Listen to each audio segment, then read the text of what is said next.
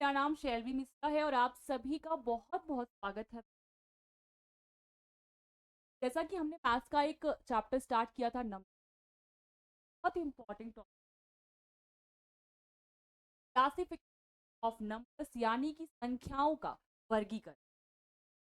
बहुत टाइप सारी संख्याओं की हमें क्यों पड़ी, इस सब हम क्या कहना है कि आप इस आपकी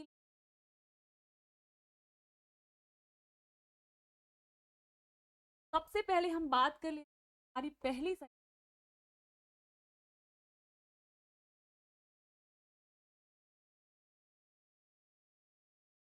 यानी कि प्राकृतिक संख्याओं। ठीक, प्राकृतिक संख्याएं ना, क्या कहते हैं, प्राकृतिक कौन कौन सी होती हैं, वन से स्टार्ट होती, वन टू।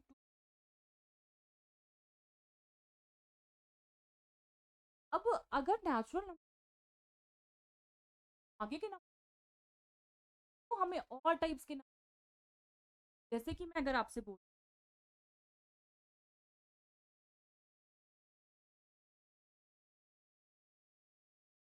क्यों पढ़ी, तो क्या हुआ, क्योंकि कुछ नेक्स्ट वर्जन में इंक्लूड किया गया। ऐसे ही होता है यहाँ, क्या हुआ कि कुछ चीजों में ये कमियां थी, पड़ी।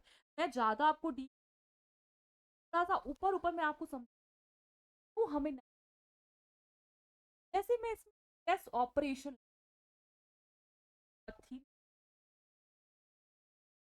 ये कहने का कोई भी दो नंबर और उनको जोड़,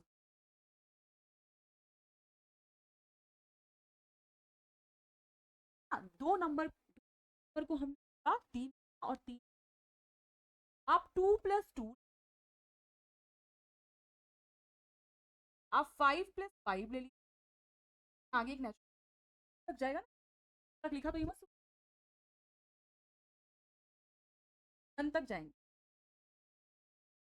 नेचुरल नंबर, तो प्लस ऑपरेशन फाइल हो, ये लागू हो, कोई भी दो प्राकृतिक संख्याएं जोड़ रहे हैं, प्राकृतिक संख्या, अब हम एक अगर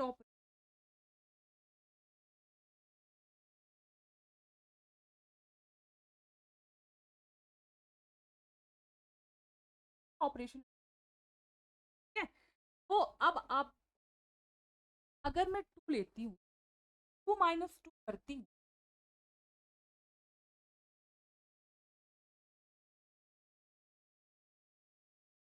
पहले तो नहीं पता था ना, जब बस तब जीरो पता, तो क्या जीरो यहाँ पे कहीं था, आपको कहीं पे भी दिख रहा है, नहीं दिख रहा, ये हमें जरूरत पड़ी नेक्स्ट टाइप के नंबर, होल नंबर, क्या कहते हैं, होल नंबर्स, यानी कि पूर्ण संख्या।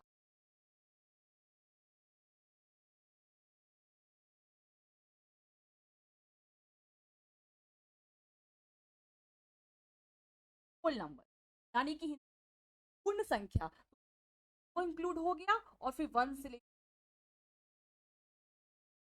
ठीक है, तो क्यों जीरो की जरूरत पड़ी, आपको समझ में आया कि हमने जब दो में दो घटाया तो जीरो वो कहीं हमें दिख रहा था नेचुरल, अलग प्रकार के नंबर, होल नंबर्स, यानी कि पूर्ण संख्या कर लिया गया। अब एक चीज और आप मुझे बताइए, चलिए ठीक है, हम तीन में से दो को घटाएं तो हमें एक मिलेगा, बहुत आसानी से आपने बताया, पांच में से दो को घटाएंगे, अब आप मुझे बताइए कि अगर दो में से पांच को घटाएंगे तो क्या, अभी तक तो बड़े में छोटा घटा रहे थे तो आपने बता दिया, अब अगर छोटे में से बड़े को माइनस कर रहे हैं तो हमें क्या मिलेगा, मुझे पता, आप सबको पता है कि माइनस, पर क्या ये जो दो नंबर्स हमने पढ़े, इसमें कहीं भी आपको -3 दिख रहा है, नहीं ना, इसलिए एक नए तरह के नंबर की जरूरत पड़ी, एक नए तरह की संख्या की जरूरत पड़ी, जिसे हम कहते हैं इंटीजर्स, हिंदी में कहते हैं पूर्णांक, क्या कहते हैं, पूर्णांक, पूर्णांक से समझ में आ रहा है पूर्ण अंक, मतलब ये हमेशा एक पूर्ण अंक होगा, ये दशमलव या भिन्न के रूप में नहीं होगा। ठीक है, ये हमेशा एक पूर्ण अंक होगा। और इंटीजर्स जो होते हैं, पूर्णांक होते हैं, इनमें सभी प्रकार की जो धनात्मक संख्याएं होती हैं यानी कि पॉजिटिव नंबर्स होते हैं, सभी प्रकार की जो ऋणात्मक संख्याएं होती हैं यानी कि जो नेगेटिव नंबर्स होते हैं, और जीरो, इन तीनों को मिलाकर के बनता है इंटीजर यानी कि पूर्णांक। पूर्णांक, एक चीज ध्यान रखना है कि पूर्ण अंक है, ये हमेशा एक पूर्ण अंक होगा। जैसे कि 1 हो जाएगा, 2 हो जाएगा, -2 हो जाएगा, -8 हो जाएगा, पर ये कभी दशमलव या भिन्न के रूप में नहीं होगा। ठीक है, तो आपको पूर्णांक समझ में आ गया। हाँ, अब एक और चीज हम चर्चा करते हैं कि चलिए ठीक है, हमने 3 नंबर्स पढ़ लिए, कैसे आए, हमको इनकी जरूरत क्यों पड़ी, ये भी हमने। अब अगर मैं आपसे बोलूं कि आप 3 में से को 2 से भाग दीजिए, तो आपको भाग आता है, आप मुझे बता देंगे कि 1.5 आएगा, 1.5 आएगा।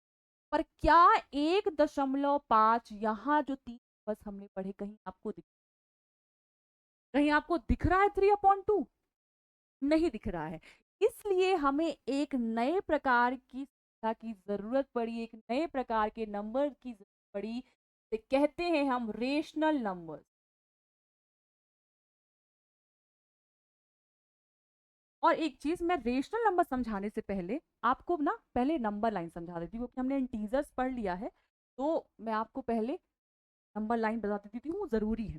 ठीक है, नंबर लाइन में क्या होता है, मध्य में होता है शून्य, इसके दाएं साइड पे होते हैं सभी पॉजिटिव नंबर्स यानी कि धनात्मक संख्याएं, जैसे कि 1, फिर 3, ऐसे ही आगे 4 और फिर आगे। इधर इसके बाएं हाथ में यानी कि इसके लेफ्ट हैंड साइड में होता है -1, ऐसे ही -4। अब ये कहाँ से प्रारंभ हुआ, ये कहाँ से शुरू हुआ, इसका पता नहीं है, तो ये अनंत माइनस इन्फिनिटी, ये कहाँ खत्म हुआ ये भी पता नहीं है, तो प्लस इन्फिनिटी। ठीक है, तो ये हमारी हो गई नंबर लाइन। ठीक है, यहाँ मध्य में है आपका 0, इसके राइट हैंड साइड में है सभी पॉजिटिव संख्याएं, सभी धनात्मक संख्याएं, इसके लेफ्ट हैंड साइड में है सारी नेगेटिव नंबर्स यानी कि सारी ऋणात्मक संख्याएं।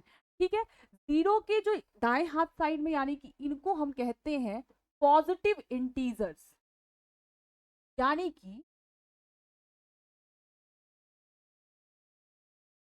धनात्मक पूर्णांक। ठीक है, इंटीजर्स 3 तरह के हो, एक तो 0 हो गया, एक 0 के जो राइट हैंड साइड में है, दाएं हाथ में है, इनको हम कहते हैं पॉजिटिव इंटीजर्स यानी कि धनात्मक पूर्णांक। और 0 के जो बाएं साइड पे है यानी कि लेफ्ट साइड पे है, इसको हम कहते हैं निगेटिव इंटीजर यानी कि ऋणात्मक पूर्णांक। ठीक है, तो ये हमने नंबर लाइन को समझ लिया। एक चीज आपको इसमें ध्यान रखना है कि इसमें जब हम लेफ्ट से, ये लेफ्ट साइड है, राइट साइड है ना, लेफ्ट से राइट की ओर बढ़ेंगे, ठीक है ना, बाएं से दाएं की ओर बढ़ेंगे, तो संख्याओं की जो वैल्यू है, संख्याओं का जो मान है वो बढ़ेगा। जैसे मैं आपसे कहूं कि 2 बड़ा है कि 3, तो आप कहेंगे 3, ठीक है ना, क्योंकि बाएं से दाएं की ओर जो संख्या वैल्यू है, नंबर की जो वैल्यू है वो बढ़ती है। अगर मैं आपसे कहूं कि -4 बड़ा है कि -3, -4 बड़ा नहीं होगा, ये ध्यान रखना है आपको, यहाँ पे बड़ा क्या होगा, -3। ठीक है, तो ये हमने पढ़ ली नंबर लाइन। अब हम बात करते हैं जिसकी हम बात कर रहे थे, जो कि था हमारा रेशनल नंबर। ठीक है, इसको मैं रेज कर, तो मैंने बोला कि अगर मैं 3 को 2 से भाग दूं क्या आएगा, वो हमें नहीं पता था। और वो नंबर मैंने बोला 3/2, 3 को 2 से भाग देंगे तो हमें 1.5 मिलेगा। पर जो वो 3 संख्याएं हमने पढ़ी थी, natural number, whole number, integers, उनमें कहीं भी क्या आपको ये संख्या दिखी, 1.5 दशमलव में आपको कोई संख्या दिखी, भिन्न में आपको दिखी, नहीं दिखी। इसलिए हमें जरूरत पड़ी रेशनल नंबर्स। इसकी जरूरत पड़ी रेशनल नंबर,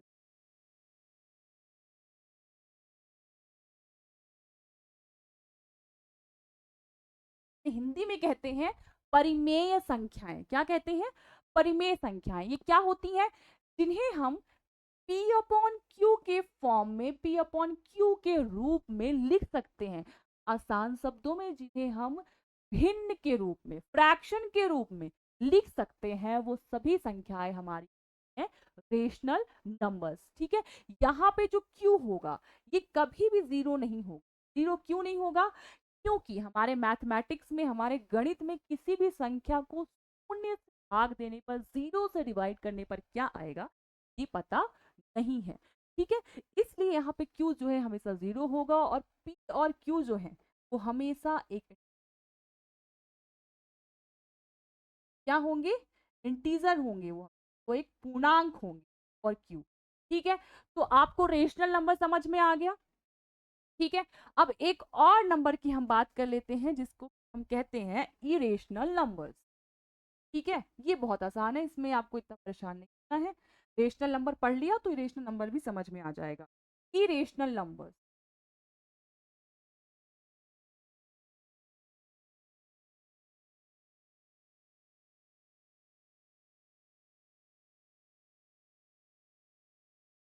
इरेशनल नंबर। ठीक है, तो इरेशनल नंबर को अगर हम आसान शब्दों में समझे तो वो नंबर जो रेशनल नंबर नहीं है, अपरिमेय संख्याएं। तो वो संख्याएं जो परिमेय संख्याएं नहीं है वो होंगी अपरिमेय संख्याएं, यानी जिनको हम पी अपॉन क्यू के फॉर्म में नहीं लिख सकते, वो हम फ्रैक्शन के रूप में नहीं लिख सकते हैं, भिन्न के रूप में नहीं लिख सकते हैं। एक चीज मैंने आपको नहीं बताई, रेशनल नंबर्स के एग्जाम्पल्स मैं यहीं पे आपको बता देती हूँ साइड में। ठीक है, तो रेशनल नंबर यानी कि जो हमने परिमेय संख्याएं पढ़ी थी, उदाहरण। ठीक है, रेशनल नंबर क्या मैंने बताया? जिनको हम भिन्न के रूप में लिख सकते हैं, यानी कि पी अपॉन क्यू के में लिख सकते हैं। तो कोई भी नंबर आप ले लें, तो टू है ना, इसको हम 2/1 लिख सकते हैं, जैसे कि 3/4। ठीक है, ऐसे ही आप डेसिमल के भी नंबर ले लेना, 3/5। तो अगर आप डेसिमल हटाएंगे तो ये आपको क्या मिलेगा? 35/10। और ये कट जाएगा तो आपका आएगा 7/2। इसको भी आप डेसिमल की फ्रैक्शन के उसमें लिख सकते हैं। तो ये सभी संख्याएं किसके उदाहरण है? रेशनल नंबर की, यानी कि परिमेय संख्या। पर जो इरेशनल नंबर है इसको आप पी अपॉन क्यू के फॉर्म में नहीं लिख सकते हैं। तो ऐसी कौन सी संख्याएं हैं? जैसे कि आपकी हो गई √2, 3, 7, √5, ये सब। √4, √9 नहीं होगा। क्यों? क्योंकि जो √4 है उसका वर्गमूल होता है, उसका स्क्वायर रूट होता है 2। और 2 को हम रेशनल नंबर के फॉर्म, पी अपॉन क्यू के फॉर्म में लिख सकते हैं, 2/1 लिख सकते हैं, इसलिए वो रेशनल नंबर हो जाएगा। ठीक है, तो ये ध्यान रखना है। तो ये हमारे हो गए रेशनल नंबर और इरेशनल नंबर्स। अब एक दूसरे टाइप के नंबर की, एक दूसरे प्रकार की संख्या की हम बात करते हैं जिसको हम कहते हैं रियल नंबर।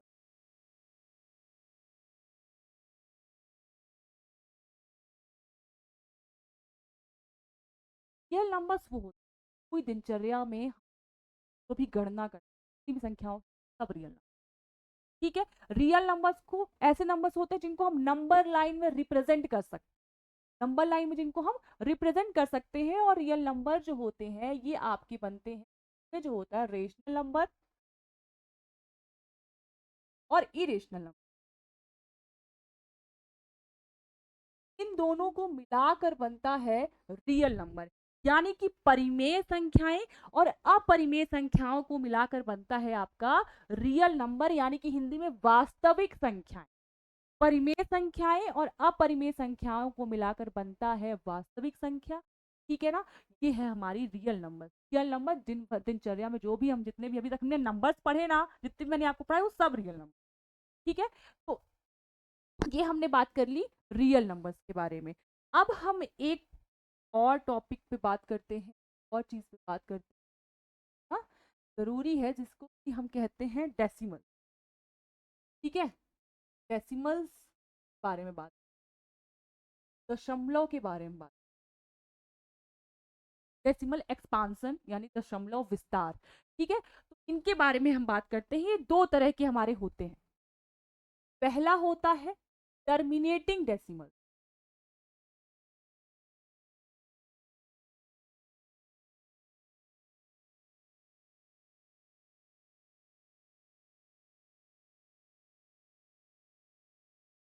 दूसरा होता है हमारा नॉन टर्मिनेटिंग। हिंदी में बताऊंगी, आपको परेशान नहीं।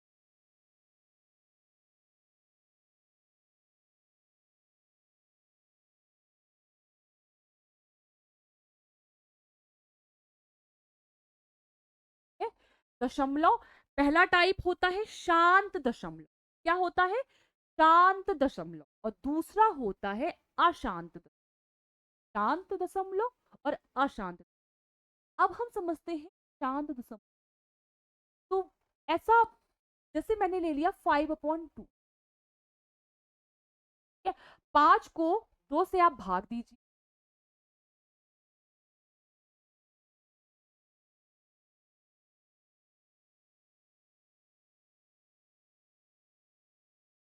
तो एक समय के बाद ये भाग खत्म हो गया और शेषफल है ना, इसको मैंने डिवाइड किया तो एक समय के बाद ये भाग पूरा खत्म हो गया, टर्मिनेट हो गया और शेषफल शून्य आ गया। ऐसे डेसिमल एक्सपांशन को, ऐसे दशमलव विस्तार को, ऐसे दशमलव को हम कहते हैं टर्मिनेटिंग डेसिमल्स, यानी कि शांत दशमलव। ठीक है, शांत दशमलव कहते हैं ऐसे डेसिमल को जो एक समय के बाद जिनका भाग खत्म हो जाता है, शेषफल शून्य आ जाता है, ऐसे दशमलव टर्मिनेट। ठीक है, अब हम बात कर लेते हैं नॉन टर्मिनेटिंग बारे में। ये जो है आपके नॉन टर्मिनेटिंग डेसिमल्स, इसको मैं अलग से समझ।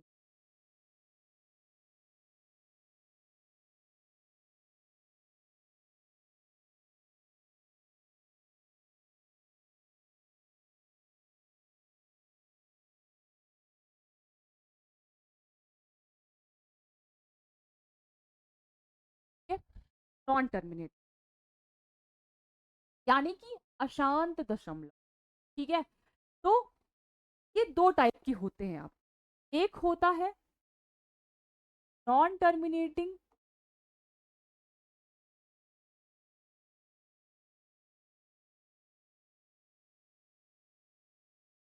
रिपीटिंग।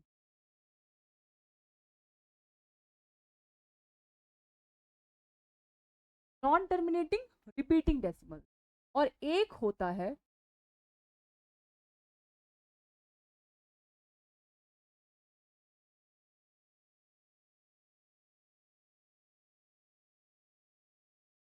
मैं ये सब हिंदी में बताऊंगी, परेशान।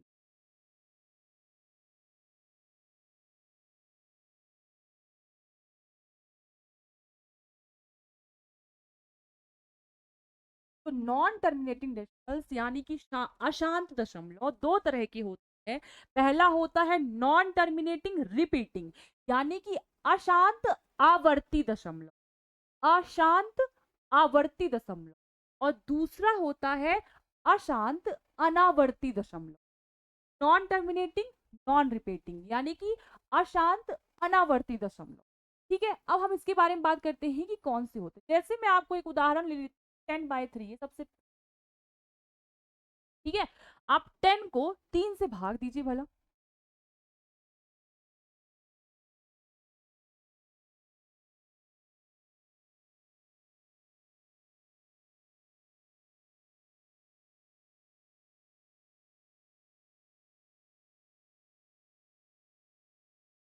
यहाँ पे आप देखेंगे मैंने 3 से भाग दिया।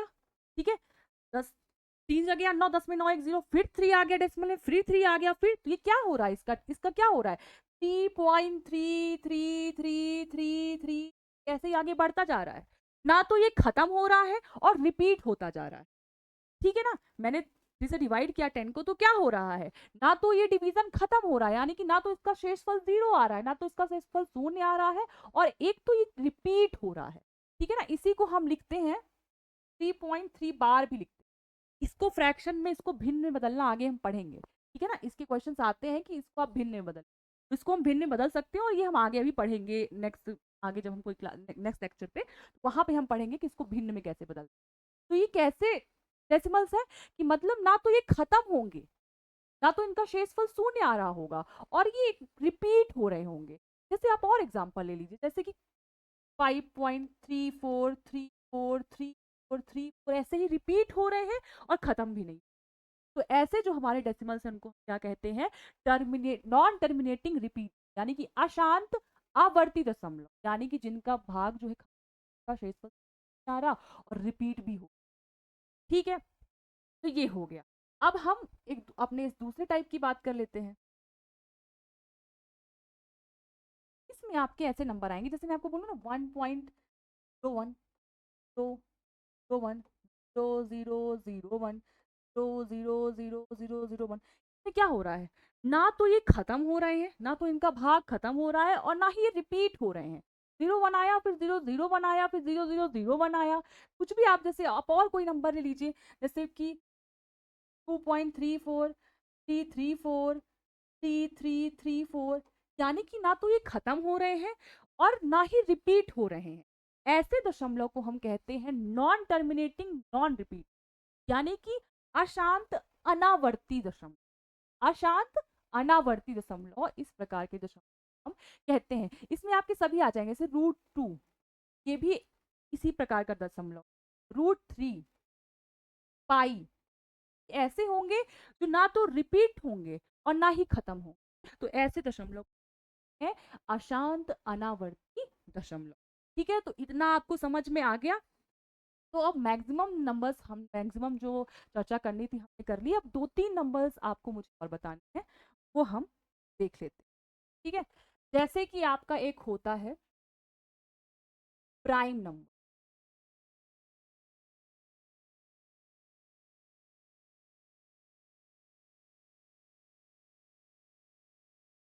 एक होता है कंपोज।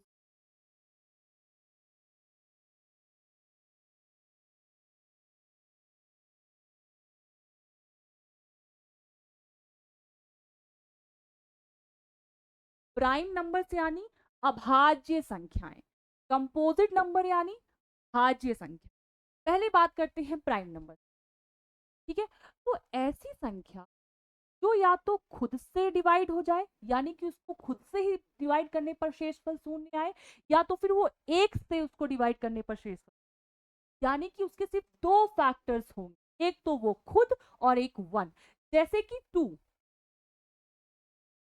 का या तो ये 1 से डिवाइड हो जाएगा, 1 से डिवाइड करने पर इसका शेषफल शून्य आएगा, और या तो 2 खुद, या तो खुद 2 से डिवाइड करने पर इसका शेषफल 0 आएगा और ये डिवाइड हो जाएगा। तो इसके सिर्फ दो फैक्टर्स होते हैं, या तो वो खुद और एक 1।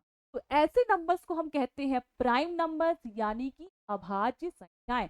जैसे और कौन से हो जाएगा, 3, 3 का भी क्या है, 1 होगा, होगा 5 7 11।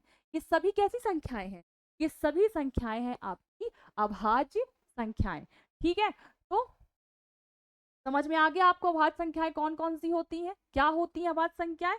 ठीक है ना, जो या तो खुद से डिवाइड हो जाए, या तो 1 से, जिनके सिर्फ दो फैक्टर हो, एक तो 1 और एक वो खुद। ये सभी जो आपकी, ठीक है। अब हम बात कर लेते हैं कंपोजिट नंबर्स, यानी कि भाज्य संख्या। तो भाज्य संख्याएं जिनके दो से अधिक फैक्टर्स, ठीक है। जैसे मैं एक एग्जांपल लेती हूँ 4 का। 4 1 से तो डिवाइड हो ही जाएगा पूरा पूरा, 2 से भी हो जाएगा, तो डिवाइड करने पर भी इसका शेषफल शून्य आएगा। यानी कि ये दो से अधिक फैक्टर्स हो, जिस नंबर के दो से अधिक फैक्टर्स हो, ऐसी संख्याओं को हम कहते हैं भाज्य संख्या। जैसे मैं 6 ले लूं, 6 का 1 भी होगा, 2 भी होगा, 3 भी होगा, 6 भी होगा, ये सभी इसके फैक्टर्स होंगे। तो ऐसी संख्याएं जिनके दो से अधिक जो फैक्टर्स होते हैं, उन्हें हम कहते हैं कंपोजिट नंबर्स, यानी कि भाज्य संख्या। ठीक है, अब हम बात कर लेते हैं एक और संख्या की, जिसका की नाम आप सभी ने सुना ही होगा, वो है को प्राइम नंबर।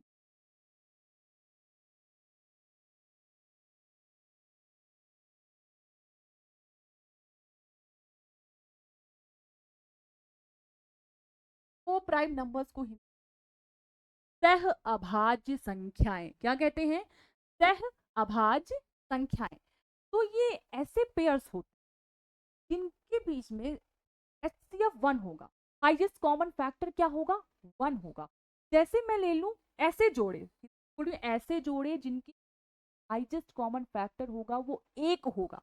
जैसे कि मैं ले लूं 3 और 5 को,